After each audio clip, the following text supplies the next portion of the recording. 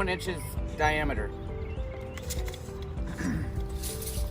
Now the other method of doing this, which is probably more for typical homeowners, is everyone's got a tape measure in their garage.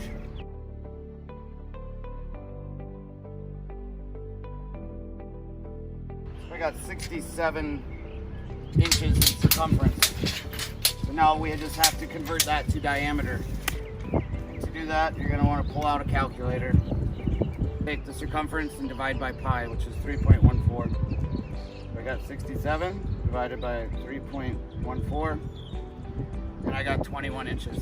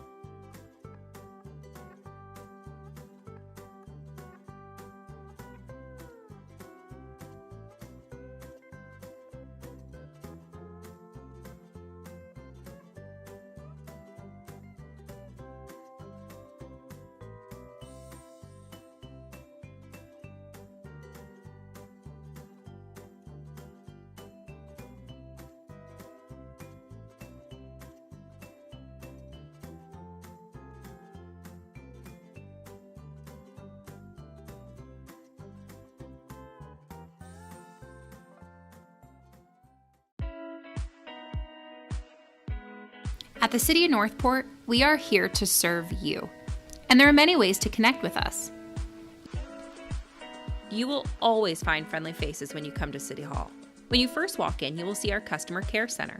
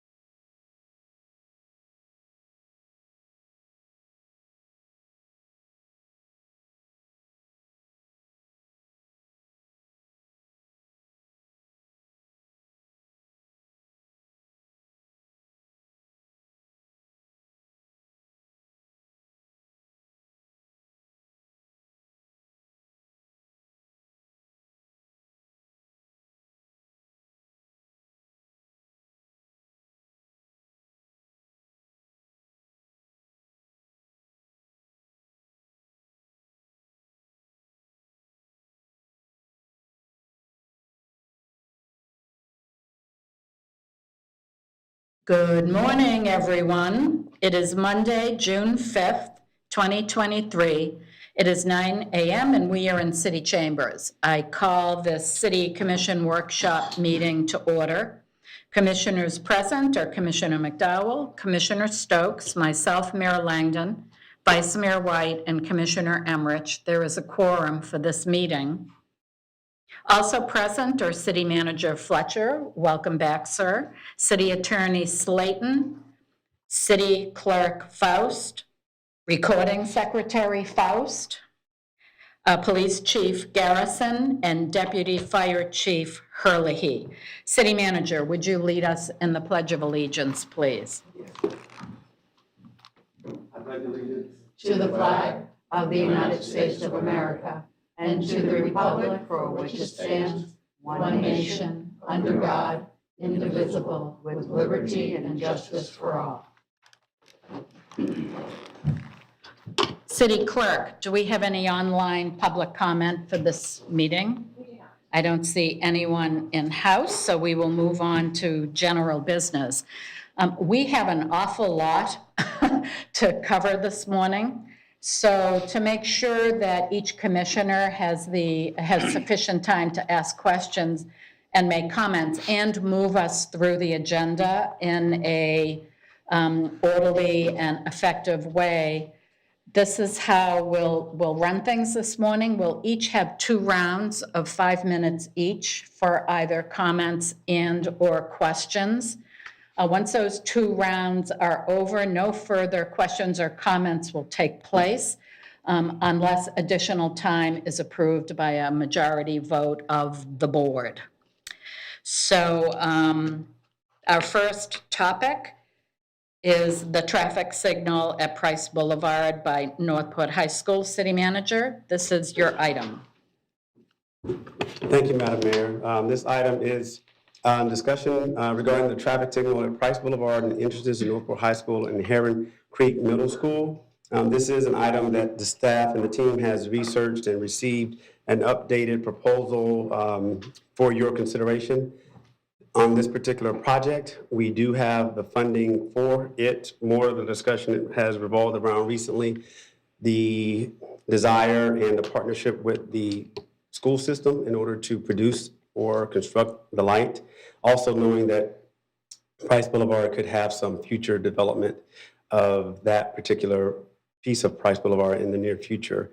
We do have the money for the light. I believe that it came in under the amount of money that was in our CIP. I believe it's in our CIP. Someone can correct me, but I believe it's in our CRP plan. But we do have the money for the project. We just need direction if you would like us to move forward, knowing that we have the support of the school system to build the light, but we do not have any other financial contributions other than what the city of Northport is providing. Mr. Chuck Speak, our Public Works Director, has been the lead on the project, and he can help answer any questions you might have in your decision-making today. Do you have anything to say, Mr. Speak, before I open the floor to commissioners? Chuck Speak, Public Works Director. I do not. Again, we're Okay. just looking for direction whether we move forward with the project or not. I will say that the funds for the project, there's 30 some odd thousand in surtax, the rest is 107. So if the project didn't move forward, those funds would fall back into 107. Okay, thank you for that. Our first round of 5, Commissioner Emmerich, do you have any comments or questions on this item? Yeah. They're not gonna help us financially, but if we were to install this light there, are we installing it with the parameters that it would already be ready to go when we widen Price, or will we have to move it and adjust it in that process? What I'm getting at is it gonna cost us more to rehab it when we do the widening of Price? Sure. And there may be some adjustments needed. I don't believe there'll be any adjustments to the actual masts because the road is already widened there about as wide as you can go within that right of way due to all the turn lanes that go into the school and coming out. So there's really no more right of way there to widen it any further. It would just be probably some adjustment to the infrastructure. Right. My main concern was if we put it in and then we had to move it for some reason because of the widening project, and then it would cost more money to do that, I would just assume wait, do it all at once. But if we do have the funding and we're ready to go, then I do believe there is a need there for that light. So that's all I had, Mayor. Thank you. Okay, thank you, Commissioner. Vice Mayor White. Yes, I'm glad we're moving forward with this. I think it really needs to be put out there that the school does not pay anything for traffic control. Even when I talk to people about crossing guards, and our police force takes care of that, and people aren't aware of that. They assume that school takes care of the traffic problems that ensue from having school. So this would be really great to help educate people that this is coming out of our funds. You said CIP, with some of it coming out of surtax, but the majority is a CIP. The majority of that's coming from road and drainage. Yeah, right, okay. So thank you. Okay, Commissioner Stokes. Yeah, I have to say, I mean, the need is there. I suppose, I suppose it's probably better than spending money on crossing guards. If we could even find them, it would still cost us money. So, I'm supportive as long as, as long as we're not going to be looking at another large investment as we widen that portion of Price. So I'm good with this. Okay, Commissioner McDowell. Yeah, I am very grateful this is going to be moving forward. The safety of our students is paramount. In my opinion, it doesn't matter if the mast arms need to be adjusted years down the road for phase 2 of Price Boulevard. Because phase 2 of Price Boulevard is a date to be determined, which is probably a good decade or two away. We haven't even started design of it. So we need to do it now, not wait. And thank you very much. I hope we can get this finished in time for possibly the start of the school year. What would be the ETA for that? It will not be that soon. Okay, so what is the ETA? Thank you. We will bring that back. The contract will come back for approval by the commission. And then we will work with the selected contractor. Typically, especially right now after the storm, these mast arms, just the materials alone, you may look to 4 to 6 months just to acquire the materials. So 4 to 6 months for materials and then 3 months then to. Likely. install? Yes. Thank you. Better than in 10 years from now. Yes, ma'am. Thank you. Yeah, I also am in support of this project, and I'm assuming that the light will be the city's property and responsibility for ongoing maintenance. Is that correct? That's correct. Okay. Does anyone need a second round? Are you looking for a consensus, Mr. Speak? Yes, ma'am. Okay. Then let me throw out a consensus to proceed ahead with the traffic signal at Price Boulevard at the entrance to Northport High School and Heron Creek Middle School. Commissioner Emmerich? Yes. Vice Mayor? Yes. I'm a yes. I'm a yes. Commissioner McDowell? And I am a yes, but I'd like to double check a procedural thing at this point, if I may, Mayor. Go ahead, Commissioner. Ms. Heather, as our parliamentarian, is the mayor allowed to make a consensus, or does she need to pass the gavel? Technically should pass the gavel, yes. Thank you very much. Could you please pass the gavel and do Oh, your? that's interesting. At an earlier meeting, I passed the gavel and was told I didn't need to. No, at an earlier meeting. That was making a second. No, it was, well, let's do it. Same consensus, so Yes. Yes. yes, I'm a yes. I'm a yes. And I am a yes. Thank you, Mayor. Okay. Is there any public comment on this item? Thank you. I actually should have done that first. We'll get it orderly in the next item. Okay, moving on to 23-0890. City Manager, this is your item. Thank you, Madam Mayor. This item is discussion regarding increasing the transportation impact fee. The most recent history of this conversation was on September 28, 2021, with the City Commission adopted ordinance number 21-39, deeming ordinance number 2020-42 repealed through state preemptive action, and ratified its adoption of ordinance number 2019-06 as if fully in effect without interruption since adoption.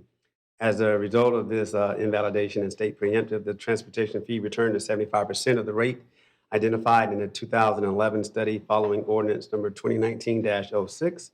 The transportation fee will meet the time requirements as identified in the Florida Impact Act for an increase in June of 2023. An increase of the transportation fee will require drafting of an ordinance legal review 90-day noticing prior to effectiveness and first and second round readings of the ordinance. Today, we are looking for your direction on increasing this fee, and we do have, once again, our Public Works Director, Mr. Chuck Speak, to answer any questions you may have. Although I know we've talked about this conversation for a while, there's still some outstanding concerns, I'm sure. Thank you. Okay, thank you, City Manager. Let me open it up to the first round of 5 minutes. Commissioner McDowell? Thank you very much, Mayor. I am really glad to see this back for discussion. I know when we had our last one when we had our last discussion in October of 22, we had just had Hurricane Ian, so staff was kind of spread thin. And I only have one lingering question. And I don't know if this is a staff question or city attorney question. If we were to raise the impact fees to 100% for transportation, and then we institute mobility fees at a date to be determined, assuming it's within a year, maybe 18 months, will we be able to implement the mobility fees? Because we are going to be raising impact fees, or do we have to, does that timeline kick in where we have to go through a special needs assessment? I hope I'm being clear. Yes. Thank you. And that question, I thought I knew the answer. Then there's some other questions that came up this past week, so the city attorney to look. I can speak to that, Commissioner. So first of all, I think it's important to make clear that a mobility fee is a type of impact fee, a category of impact fee, just like transportation or fire or any of our other impact fees. The limitations in the statute that were added 2 or 3 years ago by the legislature that provides time limits and percentage limits on impact fees all relate to the increase of an impact fee. It does not relate, there's nothing in the language that would indicate it relates to the creation of a new category of impact fee.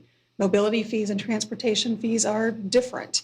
They relate to different things, and while there might be some overlap, they are completely different categories of impact fee.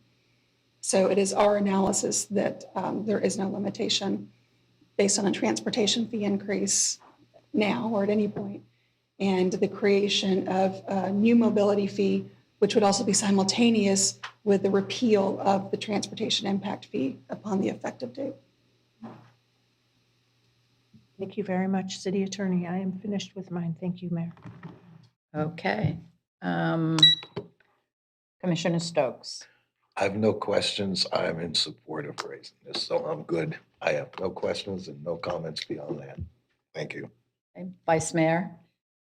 Yes, I'm good finally. If I'm understanding this, we're really right back where we started from. I mean, we went around in a circle. We're still, it's only going to be 75% of the 2011 study. So we're currently at 75%.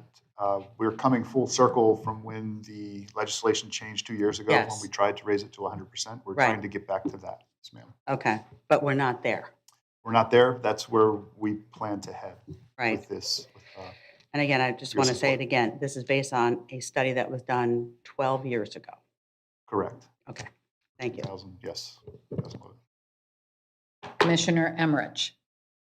No, I had asked all my questions. I just wanted to make sure that the legal parameters were okay moving forward because we had that hiccup in quite a few meetings discussing this. So I'm in support of raising it to the 100% at this point, under the understanding that it does not interfere with the mobility fees in the future.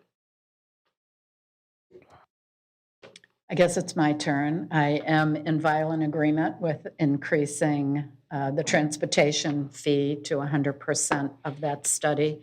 I'm assuming if we wanted to raise them higher than the 100%, we would need a new study, correct? That's correct. And the intent is to implement mobility prior to Instead that. of. Correct. Quick question, would we have both a transportation fee and mobility, or will mobility replace It will replace transportation? transportation wholly. Okay, good, thank you. Does anyone need a second round? I'm not seeing it. Would someone like to make I'll make a consensus. I'll ask for a Consensus. consensus. Mayor, Public there's no comment? public comment. Oh, jeepers, thank you. Mayor, if I could, Yes. just so the commission understands, to raise this, it's a maximum of 12.5% per year. So it will be a 2-year Phase in. implementation, correct? Okay, thank you for that. Go ahead, Commissioner Oh. McDowell. No? We haven't been asked to look at this, but I don't think it works that way, Mr. Speak. We'd have to analyze the approach under those new statutory limitations. Okay. We'll discuss that with city attorney. All right, so just for clarity, may I ask a question before I ask the consensus? Because this is new information that wasn't included in here. about Go this ahead. 12% Go ahead for thing. your second round, yes. So when we go to give consensus, if the consensus is broad to just increase to 100%, would that be sufficient? Or are you, if it has to be reviewed by city attorney's office because it's going up 25%? I don't want to cause any delays. If it's the 12.5% or if it's the 25%? We will work with city attorney's office and figure out if it can go to 25. There's no, that legislation doesn't restrict that increase per year or make it phased in. If it does not need to be phased in, then we'll go that 25%. Okay, I'll try consensus, Mayor. Okay, go ahead. I'll make a consensus to increase the impact fees for transportation following the 2011 study, with the commission's desire to raise it to 25% at one fell swoop, with the caveat that city attorney's office will be reviewing and bringing back what is legally acceptable. Can I speak to that one real quick? Can we just say raise it to 100% of the Yeah. 2011 study? And that way our hands kind of aren't tied. You're saying the same thing, but it's, I would To me, agree, it's it's a not as- lot clearer to just say raise it to 100% of the, But if it cannot be raised to 100%, I'm not questioning your comment on the phase-in. It was increasing at 25%. I think if you just restate the consensus at 100% of that study, and then the rest of it was fine. make a consensus to raise it to 100% of the 2011 study for transportation impact fees, with the caveat that staff will be working with the city attorney's office and bringing back the legally sound requirements for raising fees. It's fine. So Commissioner McDowell obviously is a yes. Commissioner Stokes? I'm a yes. I'm a yes. Vice Yes. Mayor? Mhm. Yes. Okay. Moving on to item number 23-0904. City Manager, this is your item. Thank you, Madam Mayor. This is discussion and possible action regarding the UODC update Chapter 3, zoning and draft zoning map. This is our next follow-up conversation from the May 1st, 2023 City Commission workshop. At that workshop, it was noted the City Commission may have concerns regarding specific uses in certain zoning districts and wish to have a future discussion for proposed zoning map designations. We do have our team here reassembled again for this conversation. I believe the Planning 3 staff member, Katie Wallner, will lead us in this discussion yet again. So good to see you Before back we again. begin, ma'am. Yes. And of course, after she presents or gives her information, we're here to happy answer any questions you might have. Great. Ms. Wallner, do you want to make any comments before I open it up to commissioners? Not really. This is sort of for you guys to direct, and I'm here to provide some feedback. Okay, very good. Then let's start our first round. I see your light on, Commissioner McDowell. We'll start with you. yes, Mayor. And at the end, I'm sure I'm going to be asking for a consensus to extend additional time, but moving right along.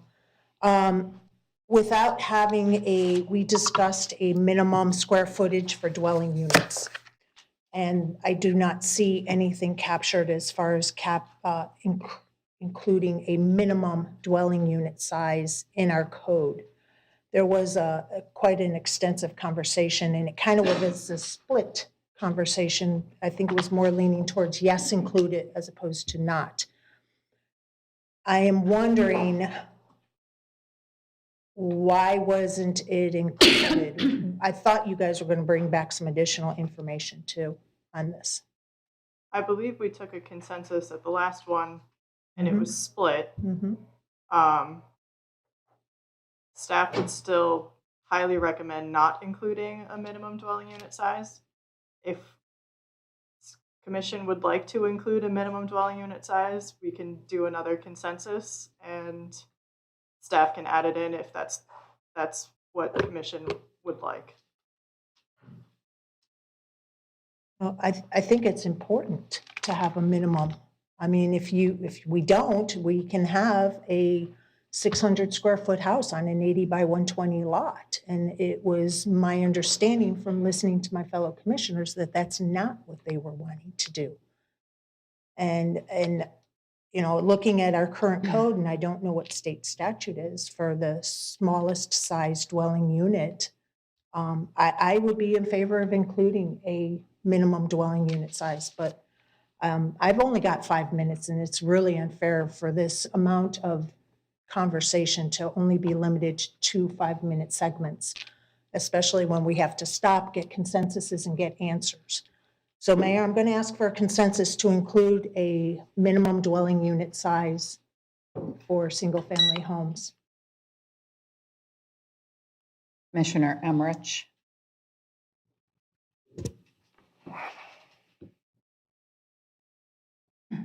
What would the minimum size be? And that I don't know, because staff didn't really come back with any additional information. And this is my 5 minutes, and I've only got 5 minutes. So this is really not a productive workshop, in my opinion, if we're limited to 5 minutes each. Well, your clock is I ticking. understand it. I asked for a consensus. I would be a yes for a minimum size for housing, if it's the single family home. Now, if it's a extra housing on that home, then no, I wouldn't be in favor of the minimum. But if it was the main house, then yes. I see a huddle.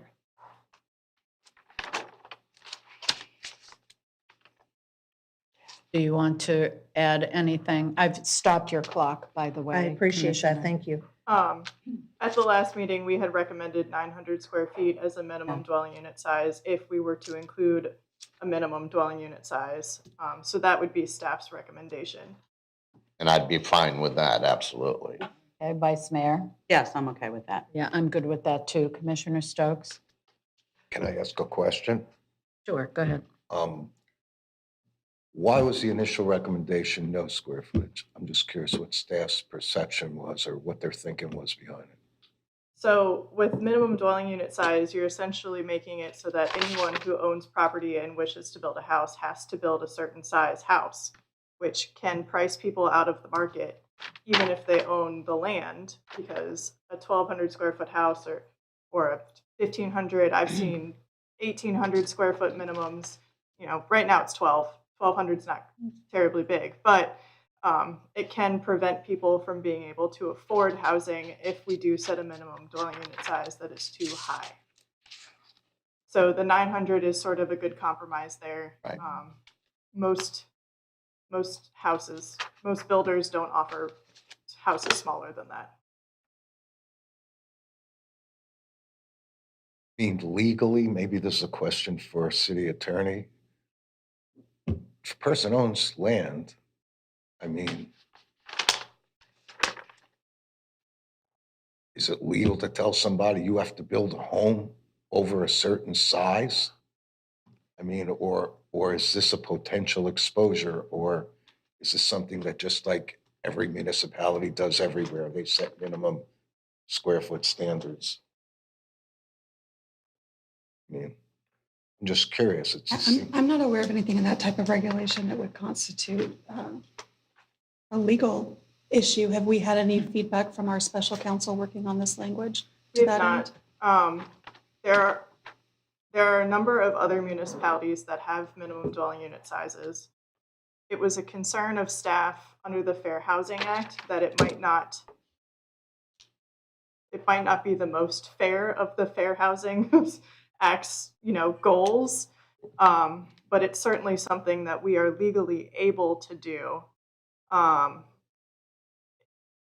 It's sort of a fine line there, though. I mean, I don't know that it's been fully tested as far as legal scrutiny is concerned, but I know that there are numerous jurisdictions that have minimum size requirements. I guess what I'm struggling with is I'm struggling with what the logic would be behind telling somebody you have to build a house of a certain size. So what if it's small? I mean, odds are somebody's might not want to live in something 500 square foot house, but yet tiny houses are out there. And I mean, if you own the land, why would anybody, I just don't follow the logic and why a municipality should dictate to a person what size house they build on their lot. I mean, maybe I'm missing something, but.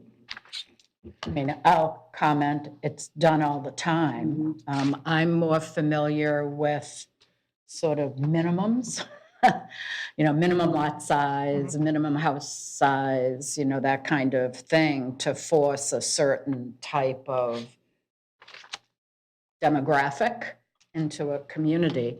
And if I'm recalling the conversation, I think it was, we had agreed we wouldn't want tiny homes being built or scattered into a single-family home neighborhood, but to sort of keep them in a community. So next time we will continue with this consensus, but next time we'll have a little conversation before we go for the I mean, 900 consensus. is not unreasonable, so I'll support the consensus. Okay, and then Commissioner Yeah, McDowell. and I can agree to 900. However, to Commissioner Stokes's point, it's my property, and if I want to put a house of 750 square feet on it, it's my house, it's my property, and why should I not be allowed to? We have current minimum dwelling unit sizes in the older part of town that are minimum square footage of 600 square feet. So I really think 750, because if we say a 950 minimum dwelling unit size, if we get a tiny home community builder in here, they want to put in tiny homes, they have to be 900 square feet. And tiny homes are much smaller than that. So I really, really don't want to start tying the hands of future projects that may be coming down the pipe long after we are gone. We want to entice multiple types of housing development here. And having a 900 square foot home is not a tiny home. And I really would think a 750 would be much better. May I add something to that? Go ahead. Staff would recommend that if we do a minimum dwelling unit size, that it would only apply in the R1 district, which would only allow for single-family homes. Correct. The R2 district would be where we would allow, tiny homes, duplexes, That's what I. townhouses, those types of things. Right. And then we would not recommend putting a minimum size on that, as those can sort of vary in sizes.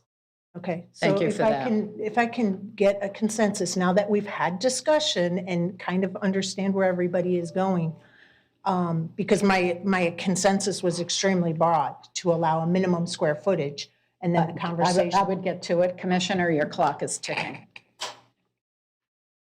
Well, we already had a consensus on the floor, so I don't know where we stand with that consensus, because it was extremely broad to allow a minimum square footage. Well, try May- for another consensus, a different one, and we'll see. It could replace the previous one. Okay, so I'm a no on that first consensus, so now it failed. I will ask for a consensus to have a minimum dwelling unit size for R1 district of 900, and R2 district of 600, and R3 district of 600, because that is multifamily, 20 dwelling units per acre. We're not going to have any discussion on this consensus. Let's just vote, and if we need to open up the floor, we will. Commissioner Emmerich? What's the minimum in R1? You didn't state that. I did, Yes, you did. 900. 900 in R1 Yes, sir. and then 600 in the other two? R2 and R3. I still think that the R2 and R3 might even be even less, so I'm gonna- Fair. I was, I'm going to be a no on that one because I want to have availability for other types of No things minimum. in the R2 and the R3. I'm good with the 900 in the R1. It's just the other ones, I think we can be more flexible. That's just my opinion. Vice Mayor? I'd be a no, only because of the different levels that were thrown in there now. Right. I'm a no. Yeah, I'm a no too for the same reason. Okay. okay, so I'll make Commissioner another McDowell, we'll consensus. come back to you. So we don't have a consensus Can I on get a that item? consensus since we're on this topic, Mayor, instead of coming back and revisiting it? Go ahead. May I get a consensus to have a minimum dwelling unit size for R1 of 900, R2 of 500, and R3 of 500? Commissioner Emmerich?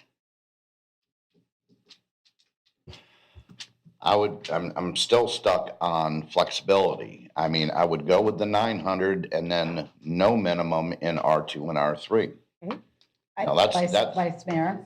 I'm a no on that concession. I'm a no also. I'm okay with the restriction on R1, but not the others. Same thing. Okay. So let's get a consensus to have a dwelling unit size for R1 of 900 square feet and no dwelling unit minimum size for R2 and R3.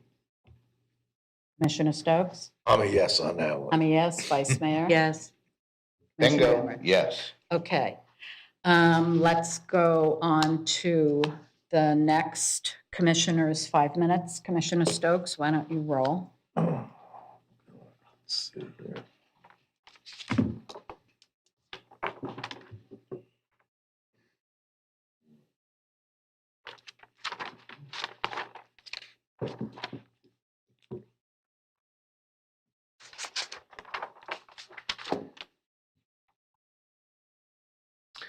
I don't really have any questions. I'll tell you, I went through the exhibits in a lot of detail. I really did. I read through the existing ULDCs. I went through literally the requested use changes. Really think staff did a great job on this. You were responsive to the input from the last handful of workshops we've had. There's been a lot of input, a lot of thought. I mean, there are areas there are a couple of mixed use too areas that, I really studied the map on. And while I can appreciate there are some people that will have some concerns with that designation, it so abuts some industrial area and other area that is non-residential that on the whole, I just don't think we should be carving up a map here. As commissioners, I think going through the uses, all in all, I think this is a really pretty good job. And I think we have spent an enormous amount of time actually on this chapter. I think there's been a lot of input, a lot of thought, a lot of back and forth. And while nothing is ever perfect, and there's no doubt down the road, there will be some tweaking to this at some point. I guess it's inevitable. On the whole, I'm good. I see no need for me to try to pick this apart and second guess a lot of it. I mean, all the questions I've asked have been answered. So thank you very much for your hard work. You're very welcome. Thank you. Okay, Vice Mayor. Yes, I have some questions. Regarding food trucks permitted in MX1, what does the 100 feet refer to? There's something about 100 foot. I believe you're referring to the food truck park, which would be an actual like development that is created to support multiple food trucks sort of coming there. Normally there's like permanent facilities, those types of things. So the 100-foot separation requirement is between any type of like, if they had any type of outdoor entertainment or like a pop-up market or anything that happened, then that would have to be 100 feet from any adjacent residential. So you talk about their property line or where the activity is taking place? It would be where the activity is taking place. Okay, so I'm trying to think, if somebody has 2 lots, that's never going to happen in an MX1 because they're only 80 feet wide, right? So that's 160 feet. How can they possibly get 100 feet? Well, so one of the intents with MX1 is for lot assemblage anyways. And so for a food truck park that's going to be able to support live entertainment or pop-up markets and those types of things, they're going to require the intent there is to make it so that you would have to have a larger parcel to be able to create the buffer. Than that. Because Yeah. that even wouldn't be possible even on an acre. If they had 4 lots, they wouldn't be able to do that with 80. Maybe they're going that way, but they would never get it going the other way. I think Okay. it depends on the configuration. Yeah. But yeah. And then are single food trucks permitted on, if somebody does have, say, an acre, they can just have their own food truck and people can come there and Yes. that's okay? And Yes. is that 100-foot setback required for that? No. No, okay, all right, that's good. Then I had a question about the property that's on North Salford. It's commercial, but then it says, should be MX1, but it's still showing red on the map as a commercial parcel. So is it MX1 now? That was one of those neighborhood, see that little, right there, that red square? This one here? Yeah, right, is that, am I looking at the right place? Yes, that's Salford. Has that been changed to MX1, or is that still one of those neighborhood commercial? I That- believe that it is currently, Because I was looking at your zoning map questions, and it said, this is surrounded by R1 and R2 and should be MX1. Is that Okay. comment from you, or is that comment from somebody else? that comment's from me. Okay, And the map just has not been changed. okay, so it is an MX1. Yeah, so we will Okay. change that to MX1. Good, that was my question about that. Then I just had questions about, and I know the mayor's going to keep me on track, which is good, okay?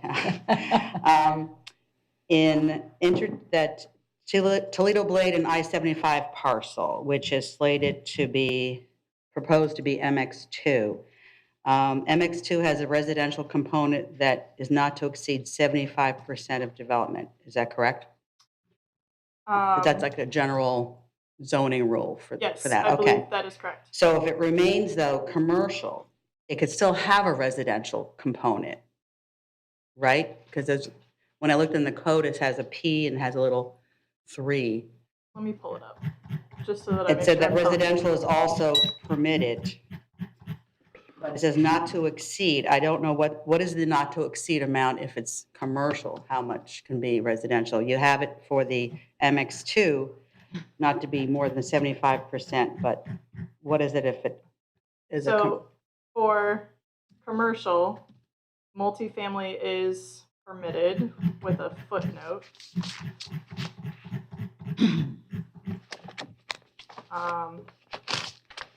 So it would have to be part of vertical mixed use, but it doesn't specify the percentage.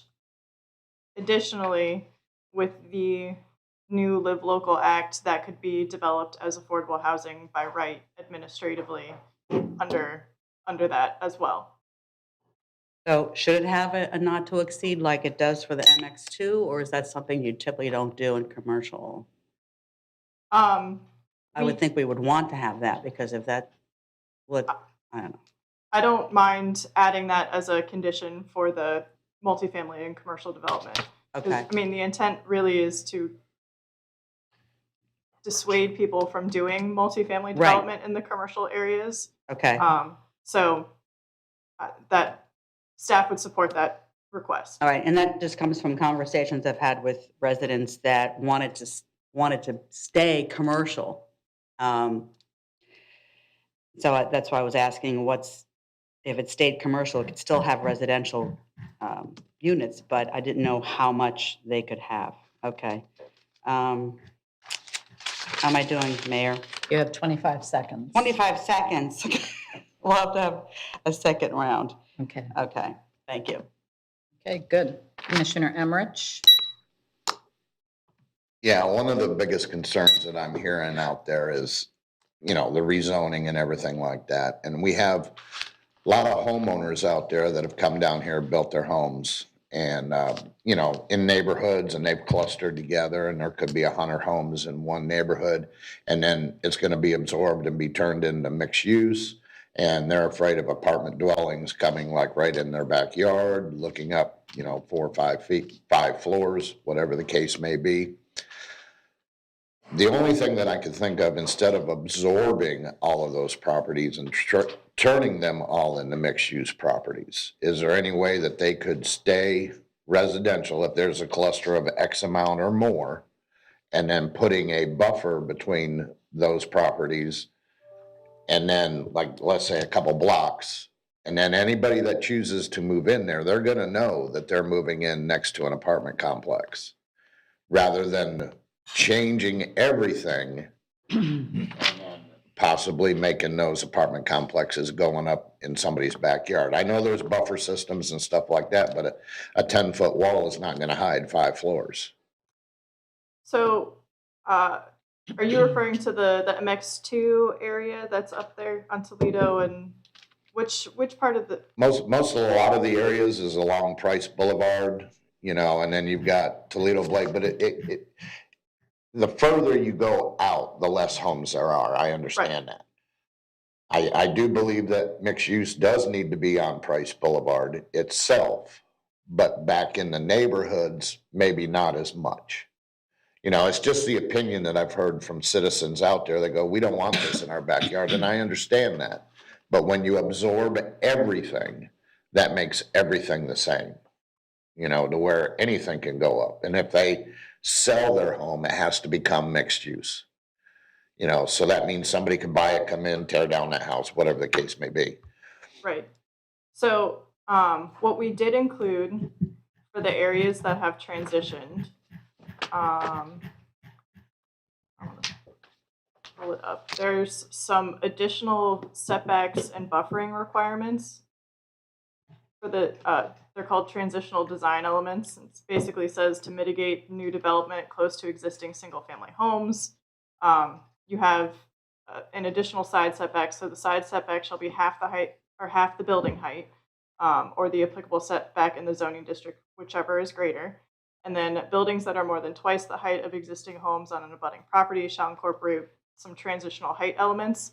So essentially, we don't want it to look like we just have a 4-story building next to a single-family house. If that's the case, then you're going to have to create a more architecturally interesting building to help mitigate the height difference between your building and the adjacent single-family residential. I also think that it is unlikely that we're going to get a lot of 4-story buildings in the MX1 district. The maximum height is, I believe, 50 feet. But, I mean, most of our development is 1 or 2 stories anyways. Like, development in Florida in a lot of places is 1 or 2 stories. So I really think that it's unlikely that we're going to get that full 4-story building next to adjacent single family. But that would be allowed by right, correct? Let me chime in. In order for someone to put up a 4-story building, they're going to have to assemble a lot of lots in order to meet the setbacks. And those design criteria, they are not going to be able to just put it on a single family lot or 2 single family lots. They're going to have to buy up a block. I mean, that's pretty much what this is designed to do, is to have people, accumulate those lots and replat them and build on a much larger piece of land. You're not going to be able to put a 4-story building on a 1/4 acre lot or a 1/2 acre lot in the middle of a block. It's going to require a lot more land accumulation in order to do that. Yeah, all of these would require stormwater and, I mean, full engineering plans, all of the things that commercial and multifamily residential would require. It's not something where an owner can just submit a building permit for their multi-use building and demo the house that's there and just, construct something on that 1 1/4 acre lot. It's a much more involved process to be able to develop any development that's more than just a single family or 2-family structure. Right, and I understand that, but we have developers down here that will buy up those parcels and be able to put them on there, and that's what I'm afraid of. Because they can buy that whole block if they so desire, and it can happen, and then it's by right that they're in there.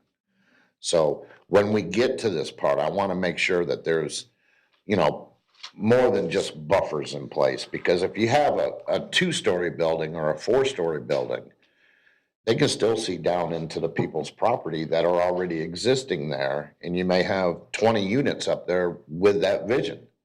And that just takes away from privacy to the citizens out there that have built their home. They're there. Mm-hmm.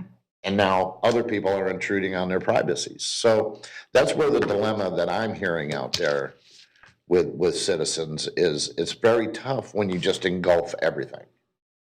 That's all I had. That's all I had, ma'am. I just wanted to make sure that I put it out there and I wanted to make my comment. So thank you, I'm done. You're welcome. There goes the buzzer. Whoops, I know, I don't like the beeper. We'll try to figure out getting one of these without the beeper. It is a little intrusive. Okay, so my comments, I'm very pleased with the hard work that went into this, and I do agree with Commissioner Stokes. It's really clear that you listened to the concerns and the input of the commission when you came back with this document. And I just want to point out, there were 21 or 22 changes that this commission recommended, and they were all adopted by staff. There was an additional, I think, 18 compromises, and I'm very pleased with the compromise. I think that, again, I think the input of commission was definitely listened to and employed in those. And so I think the focus of our discussion today needs to be on those elements where we disagreed, and I think we're doing a good job of doing that. The only other comment I want to make is we did, as a commission, set a strategic goal for the next 10 years of increasing our commercial footprint in the city from its current 8% to 18%. And in order to do that, we're gonna have to make some tough decisions. So I only have one question, because I also have been getting feedback from residents of the city, and they've expressed some concern with sort of the sprinkling of MX1 and MX2 sort of in the neighborhoods. Could you share what your thought process or your sort of the rules that you employed to determine where those pockets of MX1 and 2 went? So when we looked at the zoning map, the existing zoning map, and the potential for creating the new zoning map with the new zoning districts, when we were looking at places that would be well suited to change zoning districts from single family to something else, most of what we were looking at was, is it directly on a collector or arterial road, or is it very close? Like, there are a couple that have like a local street that goes directly to an arterial road, but it's all of the properties are large properties. So that's the other thing, is it a property, or are the properties large enough to be able to develop as commercial or mixed use or something other than single family residential? And actually, some of what we found in looking at the existing zoning map versus the original plat of the city was that a lot of what was included in the original plat for potentially like utility sites or public parks or those types of infrastructure sites have been sold as single family properties. So the city actually lost a lot of their 5-10 acre sites that could have been well suited for all of those things to single family development. And so some of this reverts those back to the non-residential that they were originally intended for. But really what we were looking for was, is it a place that can serve as a neighborhood center? Is it well suited? Is it easy to get to? Is it off of a main corridor? And are the properties large enough to be able to support non-residential development? So that was sort of the thought process that we, used for that. Some of them are already neighborhood commercial, and so those then switched to the MX1 in most cases. Right. But that was most of the logic for that. Okay, great. Thank you very much for that. That does it for me. Second rounds, Commissioner Emmerich, do you need a second? No, ma'am. Vice Mayor? Yes, just for a reference, I had a lot of concerns about the MX1 and people, again, having apartment buildings right next to where they live. But we already have some 2-story houses out there. So if you're talking about looking down in somebody's property, that's what they can do. And what I use for reference when I talk to people is that Ukrainian Village that's on Biscayne, and that's 3 stories. And I remember when that came in, that it's right behind the the Jockey Club is right there. And there was a lot of concern about that too, and it seems to have fit in pretty nicely. I don't know if we can limit it to 3 stories when there is a close proximity to existing single-family houses. I don't know if that's legal, but just an idea to throw out there about that. Then I had a question about the tiny homes. That's cluster housing, correct? That's what that's referred to? It depends. It can be developed as cluster housing where you have multiple houses on one property. Right. But with tiny homes, and these are site-built tiny homes, not the tiny homes on wheels. The only place Yes. that a tiny home on wheels would be allowed would be like a mobile home park, as that's the most similar type of vehicle structure.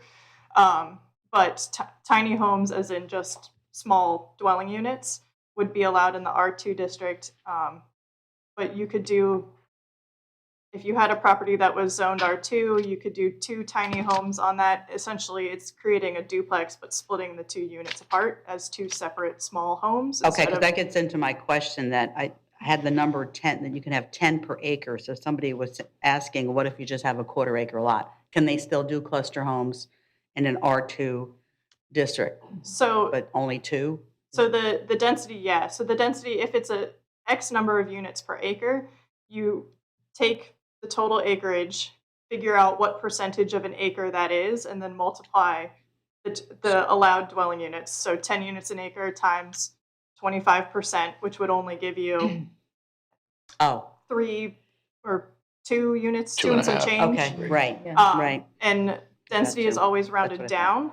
Right. And the code specifies that. So it would only allow the two units. So you're looking at a maximum of 2 units 2. on those quarter Okay. acre properties. And then there was questions about the septic. Would they share a septic? Are those things that are going to be worked out, or do you already know? So for R2 properties that do not have access to city water and sewer, it would be very difficult to develop them as more than just a single family home until it got water and sewer, Oh. unless they were able to purchase a second lot and have a full half Yes. acre. Okay, The health department has separation requirements for wells Right. and septic systems. Okay. It's like 100 feet.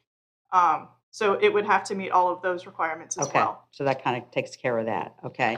Then I had a question from someone in the MX1 on Price Boulevard. They said that if their house were to be destroyed, they would not be able to rebuild because we no longer would allow single. Is that correct? So that's actually in chapter 1 in the non-conforming section. And since we have created the zoning map, we've tweaked the language that would allow you to rebuild within a certain amount of time. And then I believe it was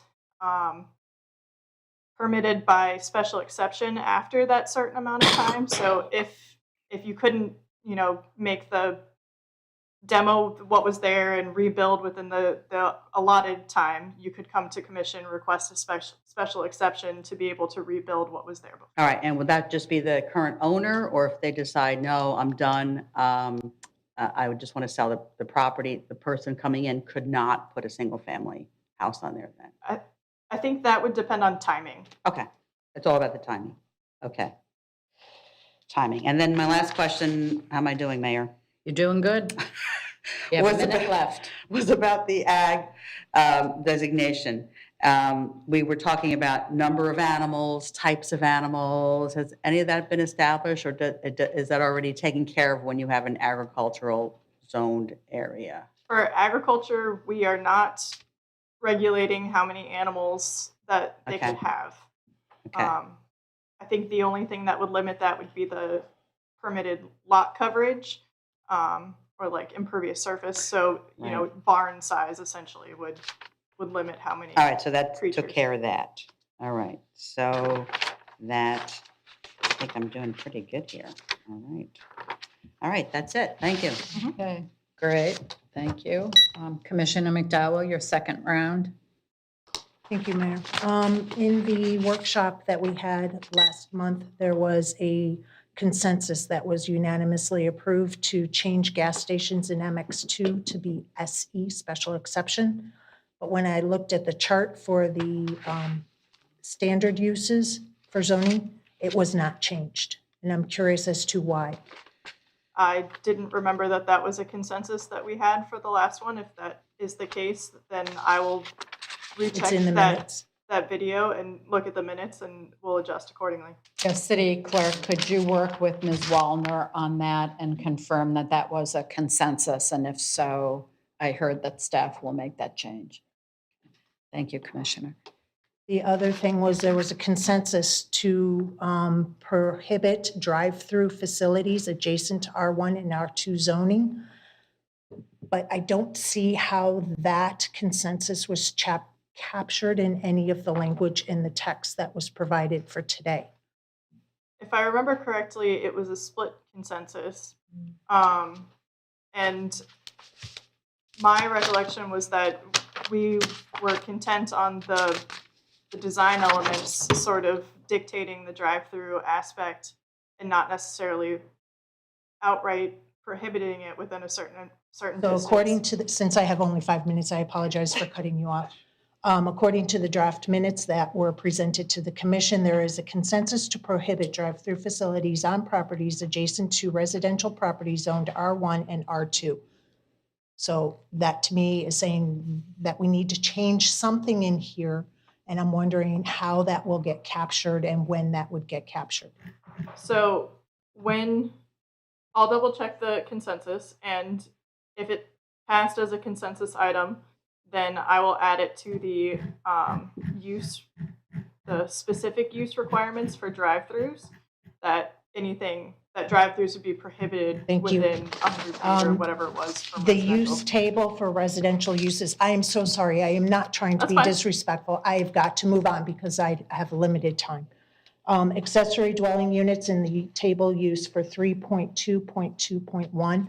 Accessory dwelling units all have an A next to them, but when I went into the activity centers, it had a conditional use to accommodate caretakers. I was wondering if that could be changed to conditional use also for the same reasoning. Activity centers, it's in there for caretakers as a conditional use, but not for these other zoning districts. I thought that I had changed No, ma'am. that. So, all right, so residential accessory dwelling units, conditional use in activity centers. In the standard districts, it's allowed by right. So for the conditional use for the activity centers, some of that is because in the activity centers in the residential areas, it would be allowed as an accessory to the residential. For the non-residential areas, it would be allowed as an accessory for like a caretaker's unit. We just have you double check it and make the Yes. necessary changes, so thank you.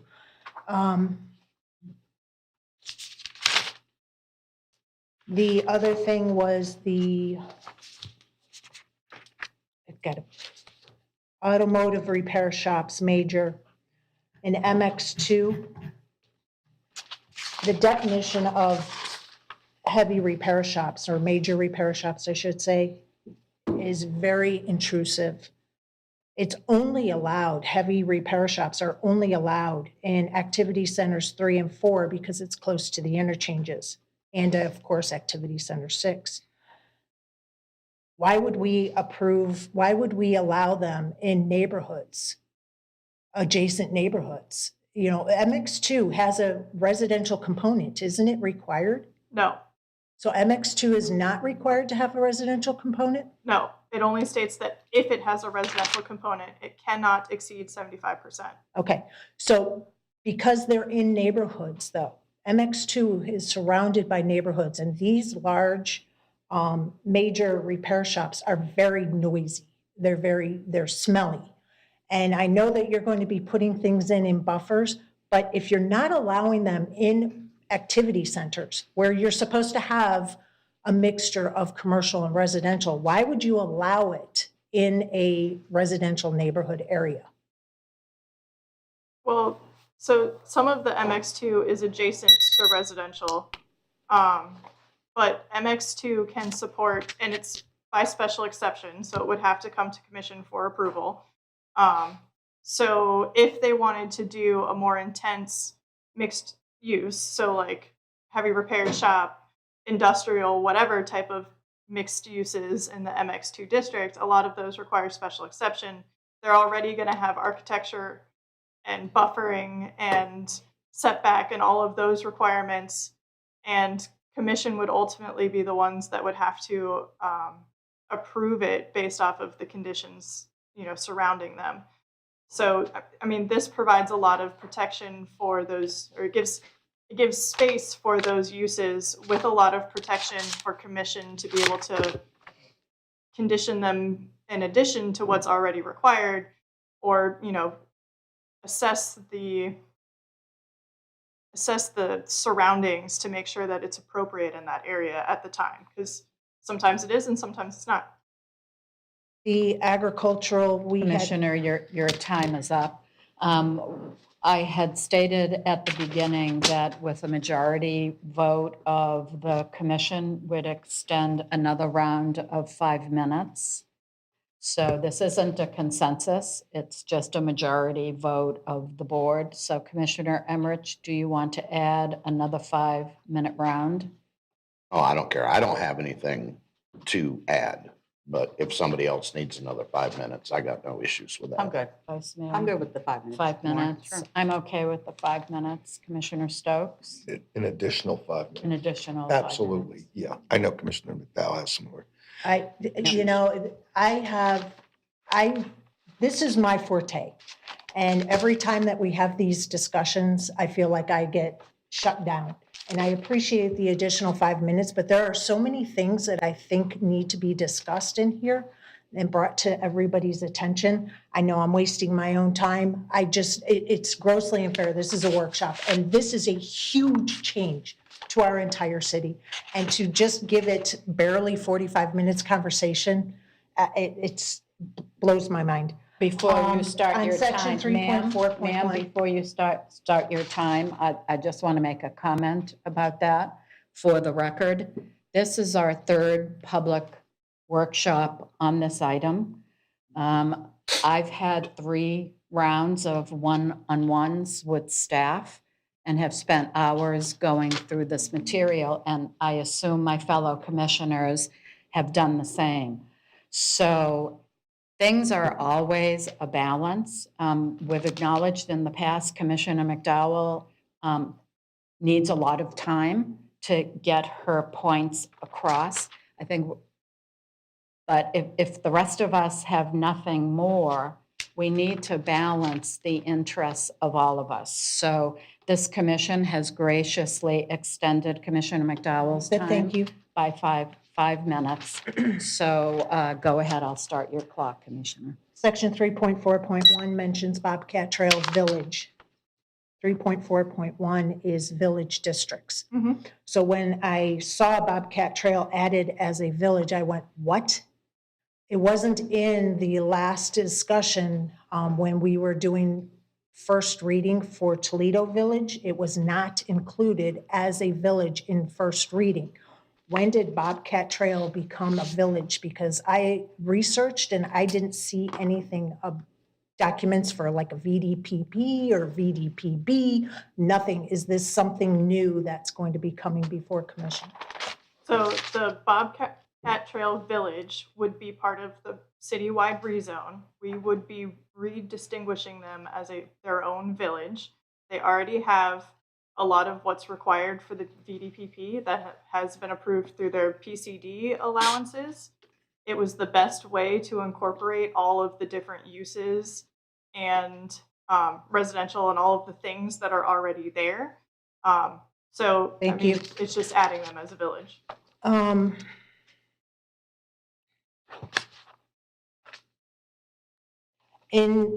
There's quite a few sections in the conditional uses that's missing language. The residential accessory dwelling units has no language associated with it, just has a title, there's nothing underneath it.